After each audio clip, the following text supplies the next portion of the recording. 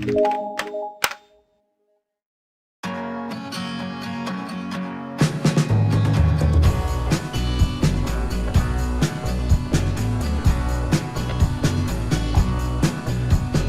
Hudgins, thank you very much indeed for coming on to Evolution Soup. You are a systematics and evolution master student studying paleontology at the University of Alberta in Canada, and your main research centers around primitive ornithopods and animals of the Triassic period, as well as the origins of dinosaurs in general. So how are you doing today? I'm doing great. Thank you for having me on. It's a real pleasure just to talk about my work and dinosaurs in general. Right. So before we begin, let's just hear a little bit about you, your background, your beginnings. So, Mike, where did you grow up, and when did you first get interested in paleontology, and when did you know that this was what you wanted to do? So I grew up in the Hampton Roads area of Virginia in the United States. So I am a international student at the University of Alberta in Canada. So I'm really far away from home. I'm about 3,000 kilometers away from home. But I initially got interested in paleontology, similarly with most kids and most workers in the field, is when I was a child. I was probably like around 2 or 3 when I became very interested in the natural world, rocks and animals, both prehistoric and living today. And when I was a kid, I would constantly read books about them growing up. But I figured out rather late in my teenage and early 20 years that I wanted to make paleontology a career and return to school for it, because I've had that really strong interest ever since I was younger. Right. Well, I think a good place to start is to ask what a typical day might be for you, and what is it exactly that a paleontologist does, both in the lab and in the field. I take it it's not exactly like what we saw in Jurassic Park? No, it is not like Jurassic Park whatsoever. So my typical day is really in the office or in the lab, and I usually start around 7 o'clock or 8 o'clock in the morning. And currently right now, I've been reading up a lot of the published literature that is relevant to my research, and it usually takes the vast majority of my day when I'm not teaching or grading labs as a teaching assistant. But usually towards the end of my day in the lab, I look at new fossil material that has come out of the field for the past from the past couple of years, and I've been looking at it and just describing it initially, and then just coming up with future research questions and hypotheses for to test in the future. But in the lab currently I'm in right now, we have 3D laser scanners and software for muscle and skeletal modeling. And this is usually just looking at for bone and soft tissue components for biomechanical systems, and that helps us model them, how they would walk and move and how their limbs moved. And we also have access to a histological lab, basically, and histology is just a really fun way of cutting open bone and then looking at the bone structures under a microscope. And we use these methods and these tools to perform our research within the lab. But in the fields, it's a little bit more fun. This past August, I did some field work with the Boreal Alberta Dinosaur Project, which is a joint effort between paleontologists from universities, including the U of A, and museums, both internationally and domestic here in Canada. But this project is just usually focusing on learning about northern Alberta dinosaur taxa and other extinct creatures. And in the field, a typical day is usually we eat breakfast, obviously, but we hike out to our locations all the time, and it's usually right next to a river, which is we get really beautiful views and such, and then also dig up for some dinosaur bones. But as paleontologists, we don't really use any fancy tools to excavate, as seen in Jurassic Park. We use very simple tools, such as tooth and paintbrushes, awls, which are basically this pick kind of tool to pry away the rock, and a rock hammer to tap away with the awl really delicately at the rock to expose the bone. So it's pretty basic. Huh? Very basic. It's you'd be surprised how primitive it really is. But we delicately chip away at the rock using these tools, and then brush away the dirt and the rock away from the fossil until we get all sides of the fossil well exposed. And usually they're ranging it from really small fossils to really large fossils, such as like femurs of large hadrosaurs, which are pretty big. But once we start chipping away the rock around the exterior of the fossil, we start to wet paper towel and putting on top of the fossil as a protective barrier before we use a plaster burlap jacket.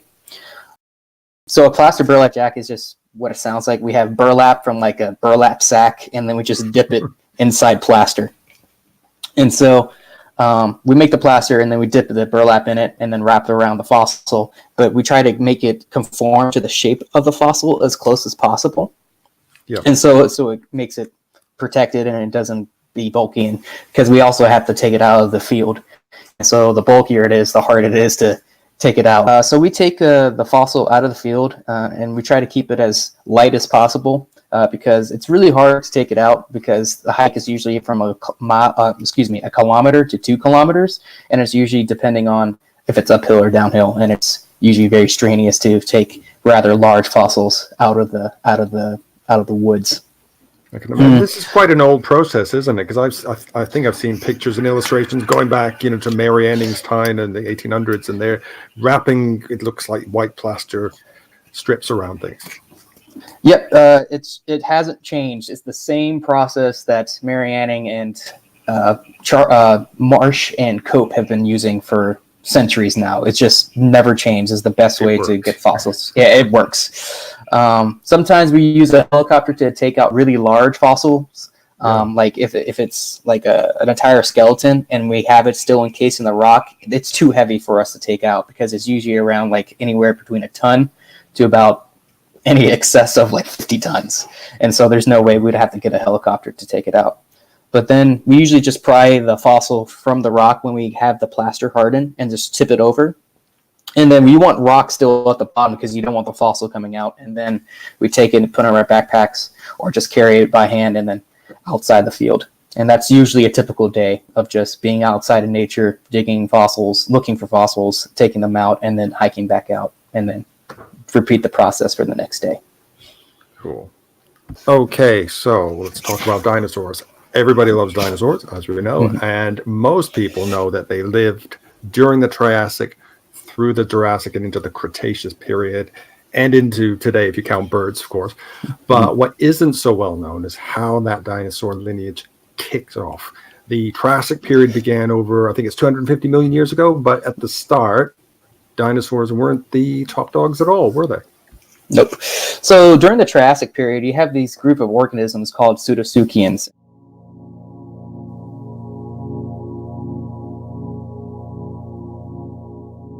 And pseudotsuchians are a clade of archosaurian organisms that are more closely related to crocodiles than they are birds.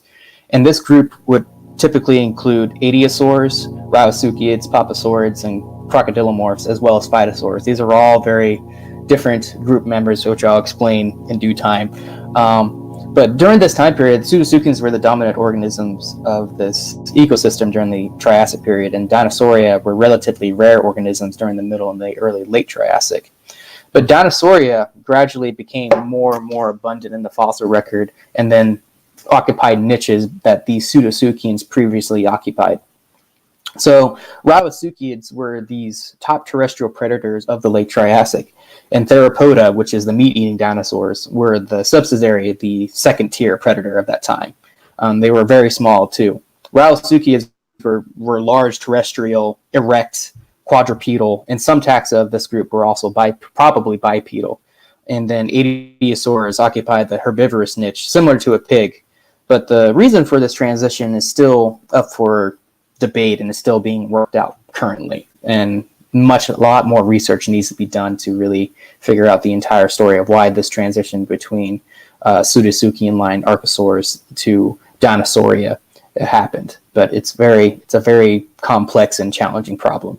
So in a nutshell, you're saying way back at the beginning, there were these crocodile-like creatures which somehow gave rise to the dinosaurs, but we're not entirely sure how that transition happened. Not yet. Not yet. I mean, there's been a few ideas, the multiple ones, such as being dinosaurs outcompeted these pseudotsuchian type organisms, and also dinosaurs probably had this unique anatomical characteristic that pseudotsuchians probably didn't have, and Dinosauria outcompeted pseudotsuchians eventually. And then also climate change has been an argument that rapidly changing climate and then just current episodes of really climactic change that drove pseudotsuchians to extinction and allowed Dinosauria to become the top terrestrial organisms of that time period.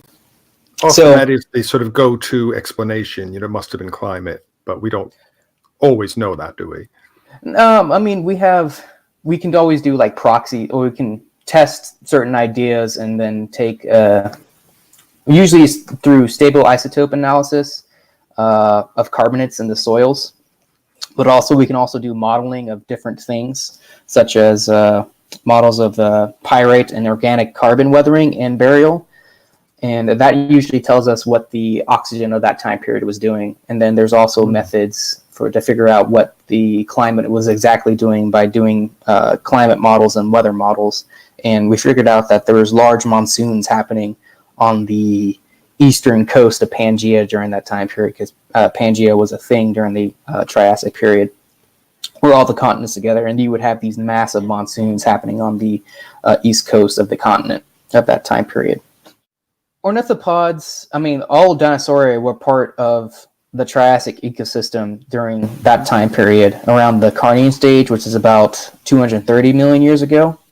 And then these ornithischians and theropods, ornithischians are the bird-hipped dinosaurs, which would include the duck-billed dinosaurs, and like Stegosaurus and Triceratops. But their early relatives and theropods were very rare, perhaps even absent at that time period during the Carnian stage 230 million years ago. And theropods are basically two-legged dinosaurs. Yeah, the two-legged meat-eating dinosaurs, and they are the famous. Right. Yes, they would be like Velociraptor and Tyrannosaurus Rex. Right. But the first dinosaur radiation was characterized by higher diversity of herrerasaurs, which are kind of a predatory group, but they have ambiguous affinities within the dinosaur family tree. And there was also small-bodied sauropodomorphs, which are the long-necked dinosaurs, the plant-eating dinosaurs. But they were much smaller during the Triassic period. But the next stage in the Triassic period, which we call the Norian, which is about 220 million years ago, within the late Triassic period, dinosaurs became much more diverse and abundant within the fossil record. But only in the Jurassic period did they achieve that ecological dominance that we all know, like with Stegosaurus and Allosaurus in the late Jurassic. But the transition was probably, this is going back into the climate, this was probably triggered by multiple climatic events and crises, such as the Carnian Pluvial episode. So the Carnian Pluvial episode just means that it happened during the Carnian period, which is about 230 million years ago. And pluvial means rain, and then episode is just, it happened multiple times. So you have multiple climatic events happening at this time period. That Central Atlantic magmatic provinces, or just camps for short. And this is basically when Pangaea was rifting apart to form the Atlantic Ocean. And you have a bunch of these flood basalts, these volcanic activity pumping out a lot of CO2 in the atmosphere, and possibly causing a lot of different climatic changes because of global warming and just climate change in general, from an abundant amount of CO2 being pushed up into the atmosphere. And this happened during the around 201.3 million years ago, at the boundary between the Triassic and Jurassic. This probably in turn eliminated several of these Pseudotsuchian-line organisms, such as the Adiosaurs, the Papasaurids, and the Rauisuchians. These empty niches and were part occupied by dinosaurs, and then the dinosaurs then flourished in form of great diversity of forms after the niches were emptied out. And so they got more, it's basically adaptive radiation at that point, where you have a niche emptying out a group of organisms that were already preoccupied, like the top predatory role. And then that organism just disappeared, which went extinct. And then the subsidiary organism takes its place, and then you have a massive radiation of a massive biodiversity of forms evolving in a short period of time, because that niche had been emptied out by its former successor. The question is really, what made the dinosaurs really resilient to the conditions that drove other lineages to extinction in the Triassic, and what allowed them to have their exceptional radiation on land and land ecosystems after that? So their evolutionary success of dinosaurs is potentially explained by their morphological and physiological traits, and mostly including probably bipedal locomotion with upright limbs. and possibly an advanced breathing system with unidirectional flow and air sac, basically air sac lungs. Well, not really technically lungs, but they don't serve as like a way to for gas exchange. They're just air sacs presence within the lungs. And these air sacs pneumatize. They form holes within the vertebral column. They invade the vertebral column, these air sacs of the dinosaur, without sacrificing structural integrity, which is really, really cool. So their bones are actually very, very light, just like a regular bird's bones. And this is where this respiratory system evolved in originally, and the birds just inherited over time. And also, the dinosaurs probably had a higher metabolism compared to pseudosaukians, based on fast-growing juveniles looking at bone histology, and this is much more controversial. And they early dinosaurs probably had these filiform-like feathers, but there's some problems with it because we don't have any feathered dinosaurs from the Triassic period. But if we use phylogenetic bracketing, we can figure it out that the most likely answer for where feathers evolved in was probably at the base of the tree of dinosaurs, at the first, like the common ancestor for dinosaurs. But there's that problem still being worked out because we don't really technically have fossil evidence. We have phylogenetic evidence, which is still good. But also during this time period, during the Triassic period, the atmosphere was completely different from the atmosphere we have today, and may have played a role in dinosaurs dominating the ecosystem during the Triassic period. So CO2 was exceptionally high during this time period, and the atmospheric CO2 probably reached around 2,000 to 5,500 parts per million, as compared to the high 300, low 400 parts per million today, which is really, really high, which is about 5 to 14 times higher than present day levels.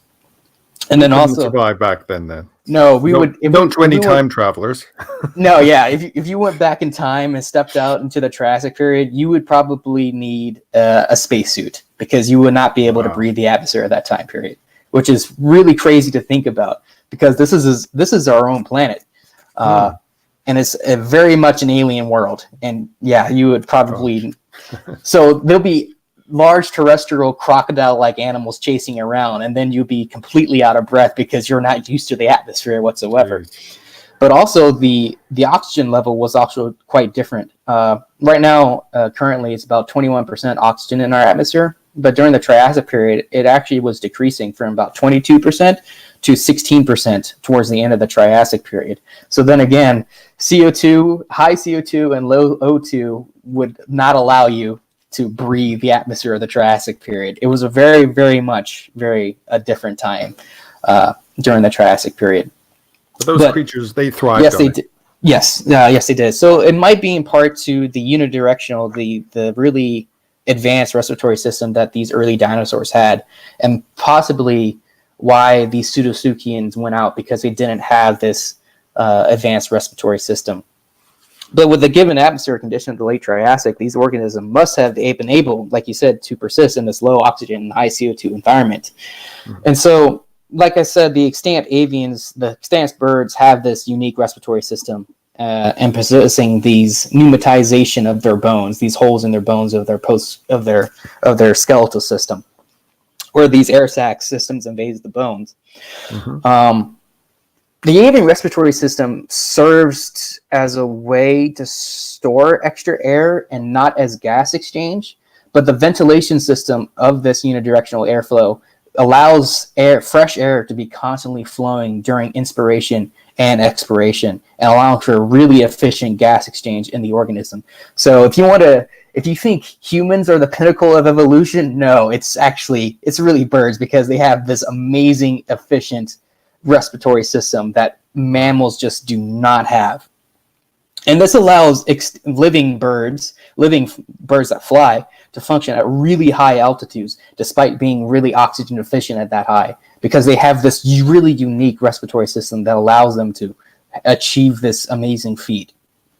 So the presence of this unique respiratory system in dinosaurs may have allowed dinosaurs to have that extra advantage within the Triassic environment in comparison to their Pseudosuchian competitors, basically. But how this respiratory system most likely evolved is probably not as exciting as you think it is, but mostly as an exaptation. And what exaptation is basically a co-option, describes as a shift in function of a trait during evolution. So, for example, a trait can evolve because it served one particular purpose or function, but not for the function that it has currently.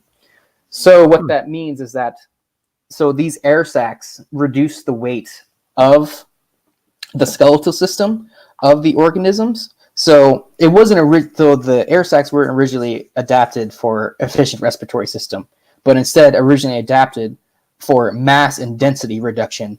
And so this reduced the metabolic energy cost of the organism and saving energy through locomotion and foraging. And so the dinosaurs are much more efficient at moving around and catching prey. So when the O2 and the CO2 was increasing and decreasing and increasing, this allowed the air sacs to be selected for another reason, which was being more efficient at breathing in a really poor atmosphere of low O2 and high CO2, and then outcompeted their Pseudosuchian organisms of that time period. So the rise of Dinosauria may have been a multifaceted event that persisted over millions of years, with a combination of the Carnian Pluvio episode causing the niches of the Pseudosuchians to empty out, and then therefore allowing Dinosauria to occupy them, as well as the decreasing oxygen and the wavering CO2 during the Triassic period may have allowed a selective advantage of an efficient respiratory system for gas exchange in the low oxygen levels, and may have played a critical role in the subsequent evolutionary success of Dinosauria over Pseudosuchian and allow them to really shine in the Jurassic and the later Cretaceous period. But there is still much uncertainty regarding the origin of dinosaurs, but with current research, this is most likely what happened, but more research needs to be done before we can really definitively say what exactly happened. Mike, you also study a group of organisms called thescelosaurs, which were a genus of small ornithopod dinosaurs that appeared at the very end of the late Cretaceous period in North America. So what exactly is an ornithopod, and how does the study of these creatures relate to the rise of dinosaurs in general? Okay, so ornithopods are part of the group Ornithischians, which are a type of dinosaur that have this bird-like hip structure in their hip region. And ornithopods just basically means bird foot, and so they have this foot that looks oddly like a bird, but they're not really closely related to birds. But these ornithopods are typically bipedal, unarmored herbivorous dinosaurs, and thescelosaurs are a group of primitive ornithopods. Well, currently a group of primitive ornithopods that lived around the early Cretaceous to late Cretaceous.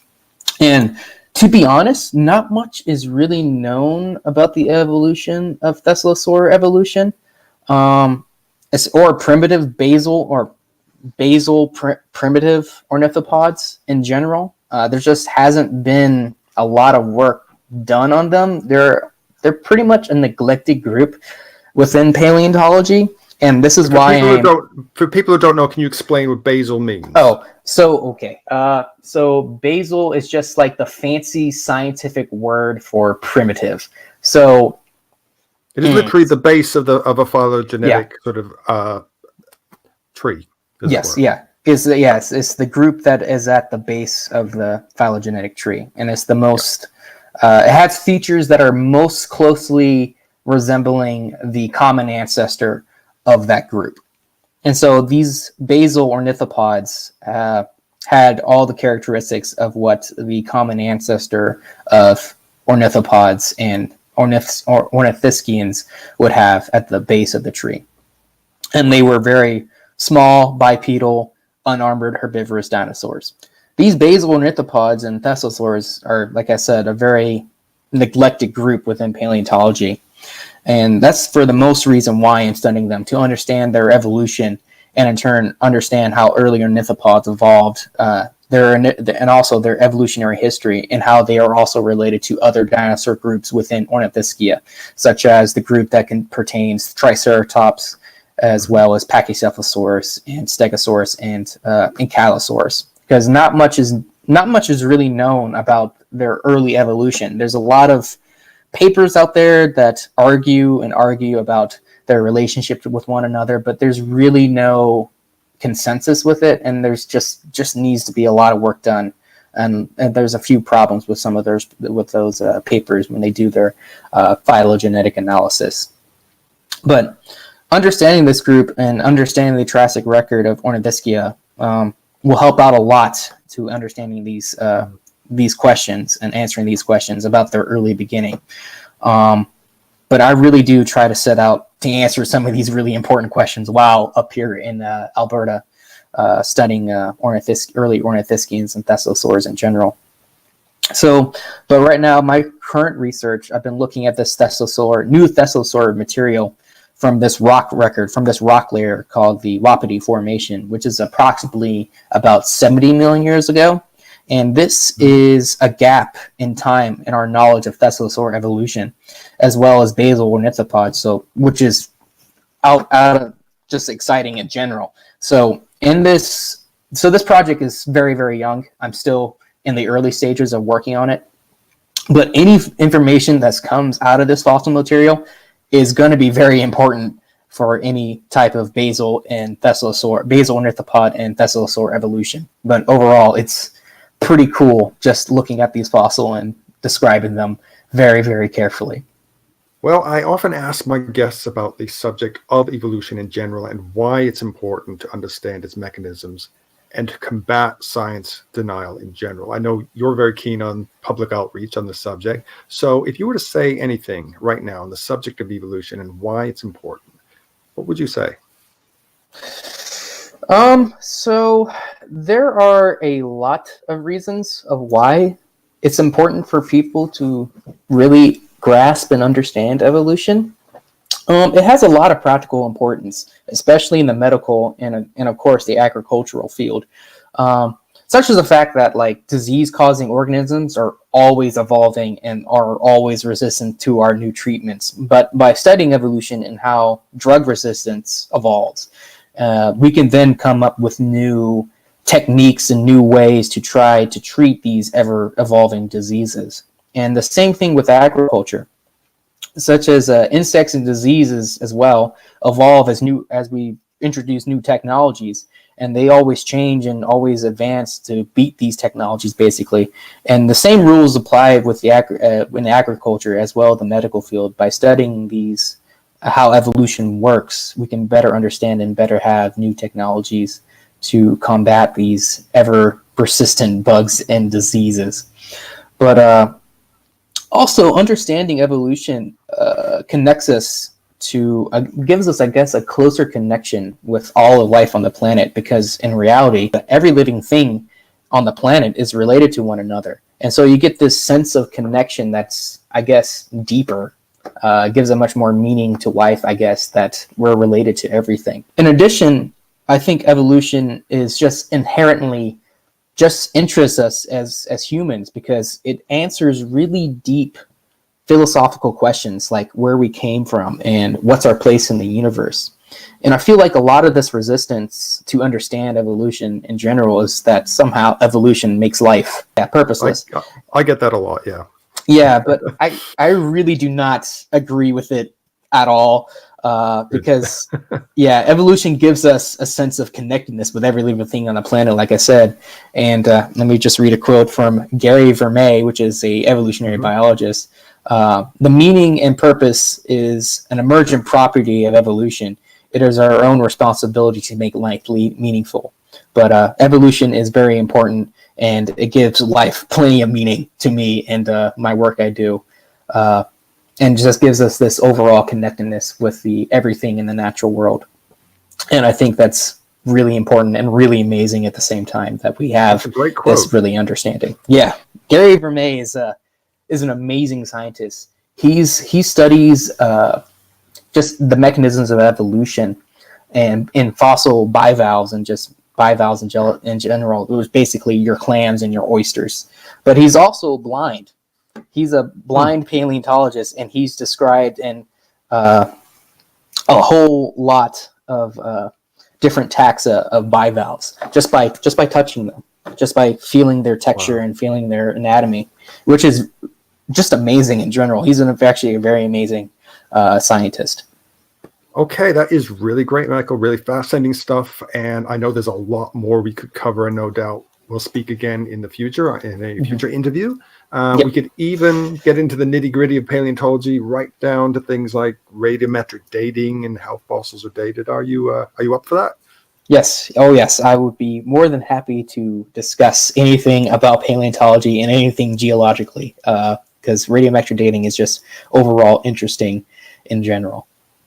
Fantastic. Well, I'll leave contact details and social media details in the description below. And all that's left to say now is thank you once again, and we will speak again very soon.